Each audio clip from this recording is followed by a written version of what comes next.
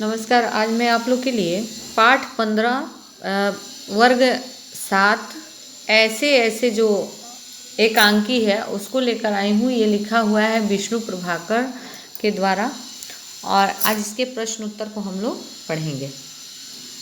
चलिए सबसे पहले शब्दार्थ को देखते हैं।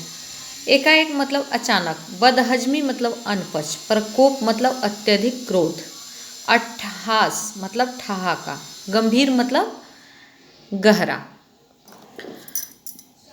अब है पाठ से क्या क्या प्रश्न है इसको हम लोग देखते हैं।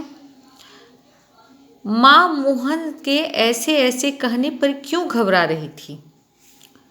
तो इसका उत्तर होगा माँ मोहन के ऐसे ऐसे कहने पर घबरा रही थी क्योंकि वो समझ नहीं पा रही थी कि मोहन को क्या हुआ है, कोई बड़ी बीमारी तो नहीं हो गई है, इसलिए वो ऐसे ऐसे कहने पर घबरा रही थी। उसके बाद दूसरा प्रश्न है, ऐसे कौन कौन से बहाने होते हैं जिन्हें मास्टर जी एक बार में ही सुनकर समझ जाते हैं? ऐसे कुछ बहानों के बारे में लिखो। ये तो आप लोग ही लिखेंगे, लेकिन मैंने भी कुछ बताया है बहानों के बारे में। पेट दर्द, चक्कर आना, सिर दर्द, कॉपी घर छूट गया। ये बच्चा लोग बोलता है कि कॉपी घर पे छूट गया है, जो मैंने उसमें लिखा था, मामा के घर जाना है, हमको छुट्टी दे दीजिए। और आप लोग भी खुद से सोच के लिखिएगा कि और क्या क्या आप लोग बहाने बनाते हैं। चलिए उसके बाद है पाठ से आगे। स्कूल के काम से बचने के लिए मोहन ने कई बार पेट में ऐसे ऐसे होने का के बहाना बनाया। मान लो एक बार उसे सचमुच पेट में दर्द हो जाए और उनकी बातों पर लोगों ने विश्वास नहीं किया, तब मोहन पर क्या बीतेगी? तो यदि मोहन के पेट में सचमुच दर्द हो जाए तो कोई उसे न दवा ला कर देगा और न ही कोई सहानुभूति दिखाएगा, तब वह बहुत पछताएगा। उसके बाद है दूसरा, पाठ में आए वाक्य लोचा लोचा फिरे है के बदले ढीला ढाला हो गया है या बहुत कमज़ोर हो गया है लिखा जा सकता है, लेकिन लेखक ने संवाद में विशेषता लाने के लिए बोलियों के रंग ढंग का उपयोग किया है। इस पाठ में इस तरह की अन्य पंक्तियाँ भी हैं, जैसे इतनी नई नई बीमारियाँ निकली हैं, राम मारी बीमारियों ने तंग कर दिया, तेरे पेट में तो बहुत बड़ी दाढ़ी है। अनुमान लगाइए इन पंक्तियों को दूसरे ढंग से कैसे लिखा जा सकता है। तो इसमें कैसे लिखा जा सकता है? इतनी नई नई बीमारियां निकली है, इसको कैसे लिखा जा सकता है? बहुत सी नई नई बीमारियां आ गई हैं। राम मारी बीमारियों ने तंग कर दिया, तो अनेक बीमारियों ने परेशान कर दिया।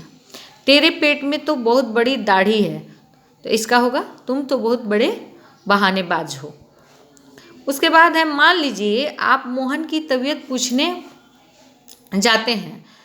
आप अपने और मोहन के बीच की बातचीत को संवाद के रूप में लिखिए। संवाद के रूप में उन्हें क्या क्या कहना है, तो जैसे यहाँ पे क्या लिखोगे? हेलो मोहन, कैसे हो? क्या तबीयत खराब हो गई? मोहन, नहीं, सिर्फ ऐसे ऐसे हो रहा है। वो तो ऐसे ही कहता है, बहाना है उसके पास। तो फिर तुम क्या कहोगे? फिर कहोगे साफ साफ बताओ, ऐसे ऐसे का कुछ भी अर्थ नहीं होता। मोहन फिर कहता है ऐसे ऐसे ही हो रहा है। तो फिर मैं पूछती हूँ या मैं पूछता हूँ, तुम्हारा होमवर्क पूरा हो गया है?